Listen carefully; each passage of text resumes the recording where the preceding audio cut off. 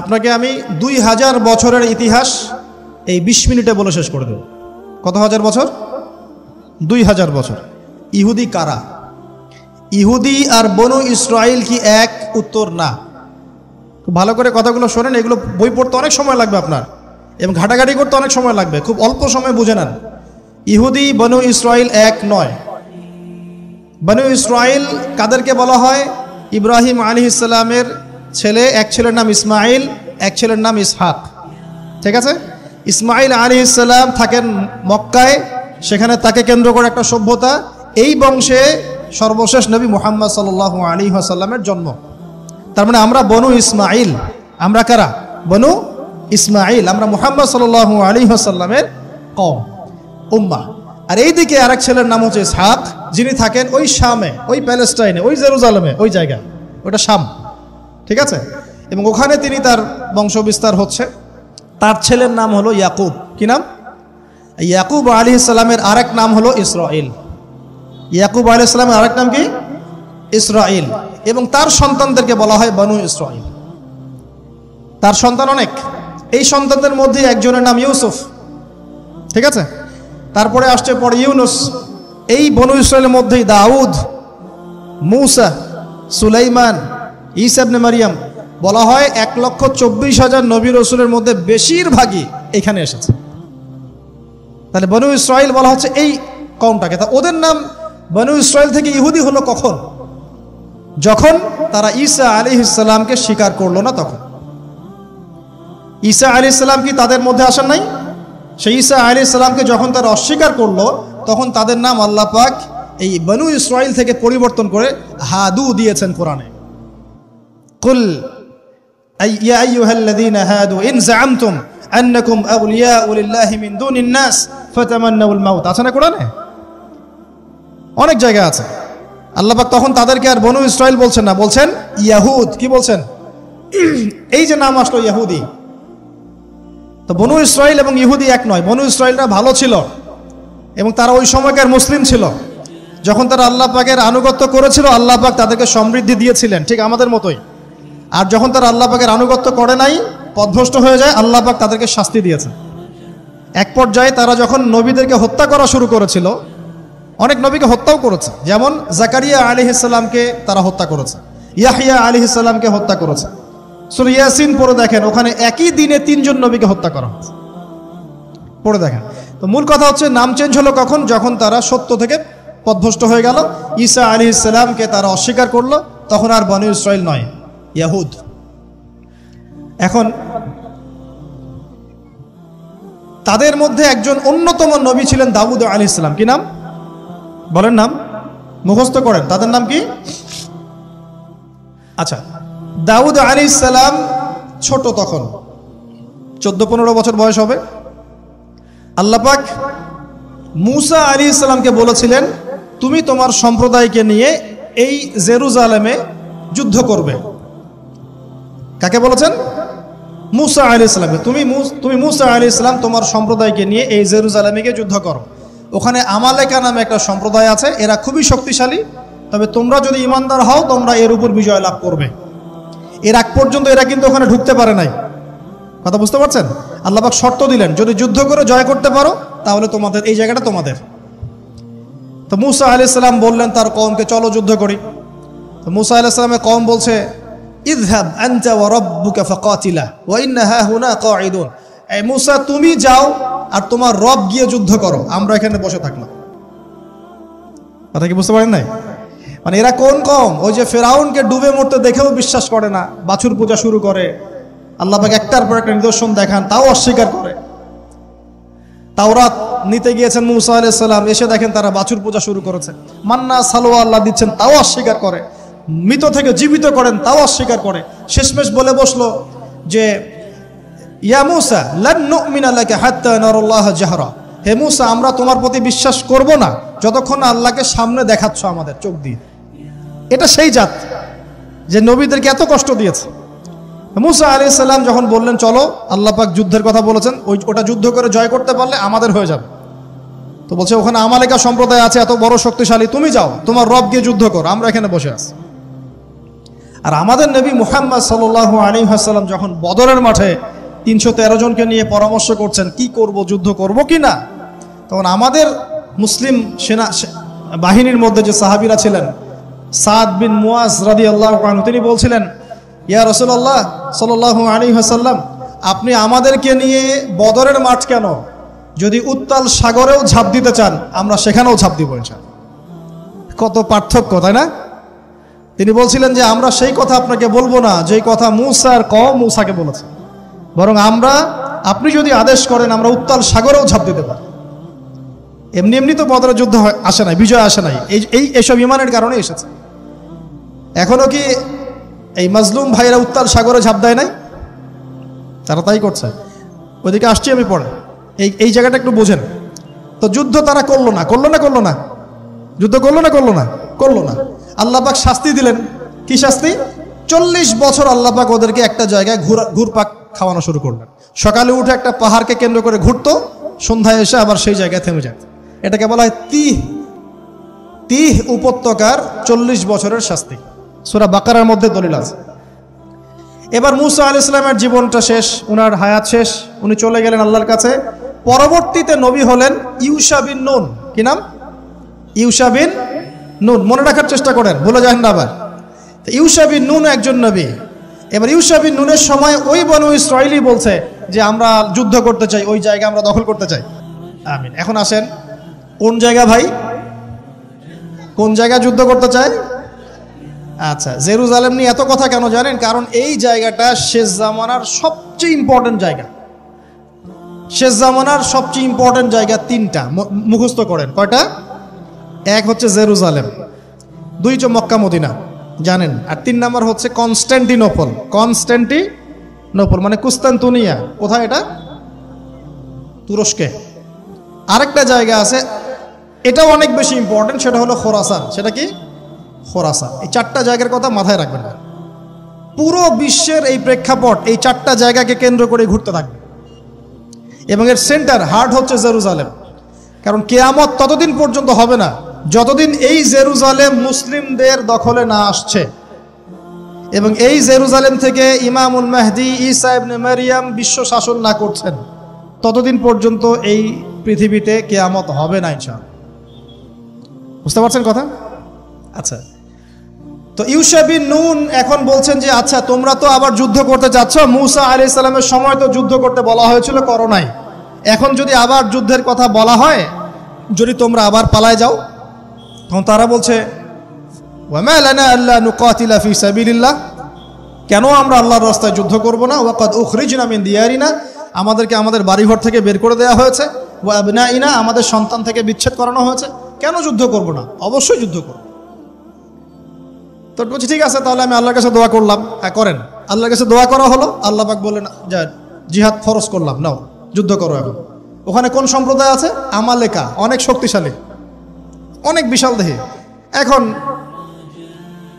যুদ্ধের আয়াত ফরজ হওয়ার পরে এখন বনু ইসরাইল বলছে আচ্ছা আমাদেরকে একটা নেতা নিযুক্ত করে দিন, তাহলে সেনাপতি নিযুক্ত করুন।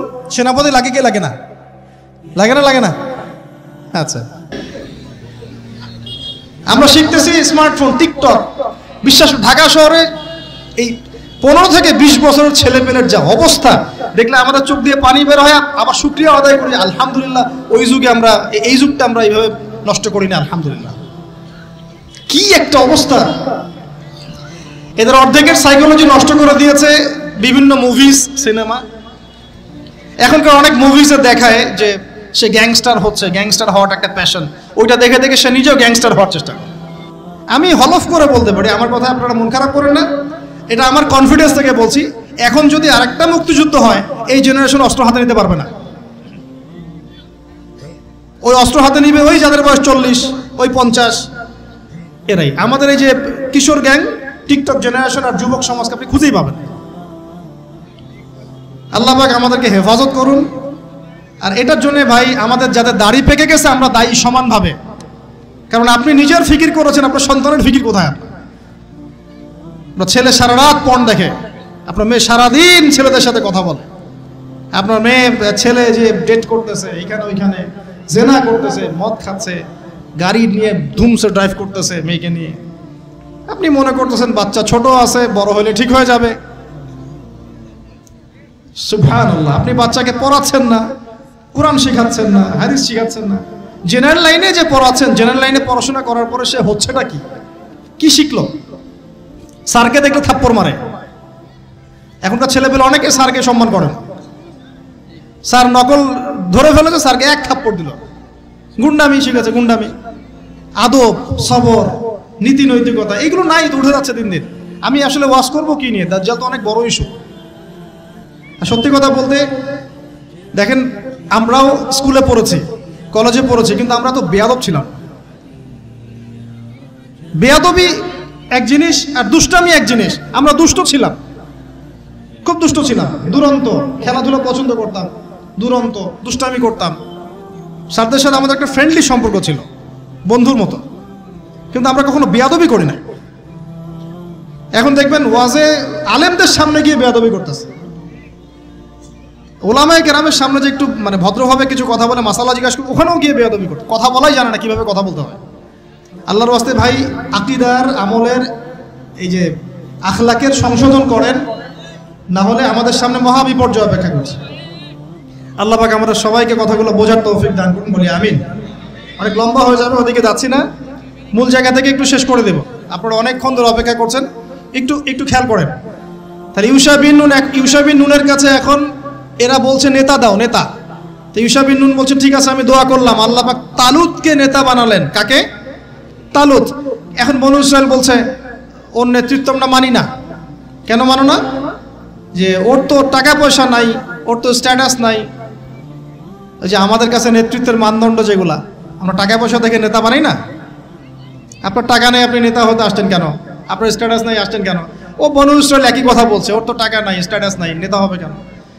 তখন আল্লাহ পাক বলছেন যে ওয়াজাদাহু বাসতাতান ফিল ইলমি ওয়াল জিসম। আল্লাহ পাক তো তালুতকে দুটো কোয়ালিটি দিয়েছেন। আল্লাহ পাক তাকে শারীরিক শক্তি দিয়েছিলেন এবং জ্ঞান দিয়েছেন, প্রজ্ঞা এবং জ্ঞান দিয়েছেন। তার নেতৃত্বের মানদণ্ড কয়টা এখানে পেলেন? দুটা। শারীরিক শক্তি থাকতে হবে ঠিকঠাক, ফিজিক্যালি স্ট্রং না হলে তো সে ডিল করতে পারবে না, আর মেধা থাকতে হবে, জ্ঞান। তা আসলে কি এই দুইটা এখন নেতৃত্বের মানদণ্ড? সুবহানাল্লাহ। অদ্ভুত সিস্টেম বিশ্ববাসীকে দেওয়া হয়েছে। বিশ্ববাসীকে একটা অদ্ভুত সিস্টেম দেওয়া হয়েছে। একজন মেজর, একজন কর্নেল, একজন বিসিএস ক্যাডার মানুষ এমন একজন মানুষকে স্যালুট করে যে মানুষটা অক্ষর জ্ঞান নাই, নামও স্বাক্ষর করতে পারে না, এবং সে বিভিন্ন জায়গায় দুর্নীতি করে আসছে, টাকা পয়সা লুটপাট করে আসছে। একজন বিসিএস ক্যাডার এবং একজন আর্মি অফিসার, একজন জেনারেল, একজন মেজর তাকে স্যালুট করতেছে। কি সিস্টেম! অথচ তার চাইতে এই ব্যক্তি নেতৃত্ব পাওয়ার অনেক বেশি যোগ্য। জ্ঞান তার আছে এবং শারীরিক শক্তি তার আছে, তার প্রশিক্ষণ আছে, সবকিছু তার মধ্যে আছে। কি সিস্টেম বিশ্ববাসীকে দেওয়া হয়েছে! সুবহানাল্লাহ। আমি ফিলোসফিও পড়েছি অনেকদিন। অ্যারিস্টটল এবং প্লেটোদের যুগে এটাকে বলা হতো দি কমিউনিটি অফ ফুলস। একটা পড়ে দেখবেন, স্যার সলিমুল্লাহর লেখা অনেকগুলো বই আছে, এর মধ্যে পড়ে দেখেন। মানে অজ্ঞতার একটা যুগ, অজ্ঞতার শাসন, অজ্ঞতার কমিউনিটি। বাদ দেন। এখানে ইউশা বিন নুন নেতৃত্ব দিলেন কাকে? তালুতকে। ওরা বলল মানি না। তো আল্লাহ পাক মনোনয়ন করেছেন, এখন না মানলে তোমরা আযাব ভোগ করবা। তারপরে তারা মেনে নিল। এবার যুদ্ধে যাচ্ছে, ওই জেরুজালেম মুক্ত করতে যাচ্ছে। যেই জেরুজালেম এখন তারা মুক্ত করতে চাচ্ছে, ওই জেরুজালেম তালুতের বাহিনী মুক্ত করতে যাচ্ছে। বলেন তো, তালুত এবং বনু ইসরাইল তখন ভালো না খারাপ? ভালো না খারাপ? তারা কি মুসলিম না মুসলিম? তারা তখন মুসলিম না মুসলিম? মুসলিম। তারা তখন ইউশা বিন নুনের উম্মত, তার আগে ছিল মুসা আলাইহিস সালামের উম্মত। এবার তালুত বললেন যে আল্লাহ পাক তোমাদেরকে পরীক্ষা করবেন, সামনে নদী আছে, এই নদীর পানি পান করতে পারবে না। যদি পান করো তাহলে তোমাদের নাম কাটা, তোমরা আর যুদ্ধে অংশগ্রহণ করতে পারবে না। ফামান শারিবা ফালাইসা মিন্নি। যে ব্যক্তি এখান থেকে পানি পান করবে সে আমার অন্তর্ভুক্ত না। ওয়ামান লাম ইয়াতআমহু ফাইন্নাহু মিন্নি। যে ব্যক্তি এখান থেকে পানি পান করবে না সে আমার সাথে যুদ্ধে যেতে পারবে। ইল্লা বিগুরফাতিন বিয়াদি। মানে এক অঞ্জলি পানি শুধু পানি পান করতে পারবে, এক অঞ্জলি পানি, এতটুকু, এর বেশি না। ফাশারিবু ইল্লা কলিলাম মিনহুম। আল্লাহ পাক বলেন ওদের বেশিরভাগই পানি পান করলো, অল্প কিছু বাদ দিয়ে। অল্প কিছু সংখ্যা তাফসীরে এসেছে 313 জন বাদ দিয়ে। 313 জন বাদ দিয়ে। 313 যে বদরে, এখানেও। তো এবার এই 313 জনকে নিয়ে তালুত এগিয়ে গেল, গিয়ে দেখলো বিশাল বাহিনী, বাপরে বাপ, একদম আমালেকা সম্প্রদায়ের। সেখানে নেতৃত্ব দিচ্ছে ওদের সেনাপতি, তার নাম জালুত। কি নাম? জালুত। এবং এই জালুতের বাহিনী দেখে মুসলিম বাহিনী বলছে যে লা তাকাতা লানা বিজালুতি ওয়া জুনুদি, এই জালুতের বাহিনীর সাথে পেরে ওঠার ক্ষমতা তো আমাদের এখন হবে না। কিন্তু যারা ভেবেছিল যে আল্লাহর সাথে সাক্ষাৎ করতে হবে, যাদের ঈমান দৃঢ় ছিল, তারা বলেছিল কাম মিন ফিআতিন কলিলাতিন গালাবাত ফিআতান কাসীরাতান বিইذনিল্লাহ, তোমরা ভয় পেও না, আল্লাহর হুকুমে বহু ছোট ছোট দল বড় বড় দলের উপর বিজয় লাভ করেছে। এটা তারা বলে একটা দোয়া করলো, এই দোয়াটাও শিখে নেবেন। তারা একটা দোয়া করলো, তারা বলল রব্বানা আফরিগ আলাইনা সাবরান ওয়া সাব্বিত আকদামানা ওয়ানসুরনা আলাল কওমিল কাফিরিন। আর আল্লাহ পাক বলেন ফাহাজামু বিইذনিল্লাহ, আল্লাহ পাকের হুকুমে তারা এই মাত্র 313 জন নিয়েই জালুতের বিশাল বাহিনীকে পরাজিত করে। বুঝতে পারছেন? এবং এই বাহিনীতে দাউদ আলাইহিস সালামও ছিলেন, তখন তিনি ছোট। এই জালুতকে হত্যা করেছে দাউদ আলাইহিস সালাম। হ্যাঁ, ওয়াকাতালা দাউদ জালুত, দাউদ আলাইহিস সালাম জালুতকে হত্যা করলেন। কিভাবে হত্যা করলেন সেটা আসছে, যে এই গুলতি নিক্ষেপ করেছিল দাউদ আলাইহিস সালাম, আর তার চোখে গিয়ে লাগে জালুতের, এতেই জালুত মারা যায়। তো এখন মূল কথাটা হচ্ছে, দেখুন এই বনু ইসরাইল এই যুদ্ধে জয়লাভ করে এই বাইতুল মুকাদ্দাস বা জেরুজালেম জয় করলো। এই যে তারা প্রথমবার এখানে ঢুকলো, এর আগ পর্যন্ত কিন্তু ঢুকতে পারে না। এবার আল্লাহ পাক তাদেরকে বললেন, তোমরা এখানে যদি আমার আদেশগুলো মেনে চলো, এই জায়গা তোমাদেরই, তোমরা এখানে থাকবে।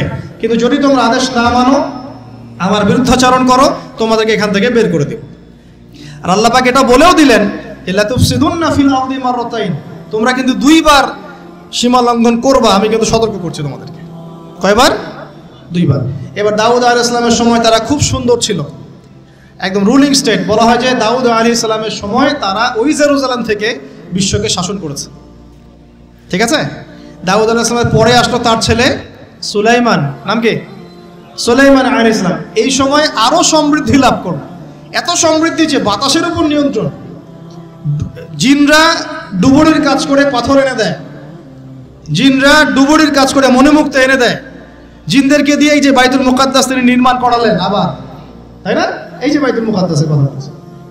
তারপরে বাতাসকে যদি বলেন এখান থেকে আমাকে নিয়ে যাও, 1 মাসের পথ 1 বেলায় চলে যাচ্ছে।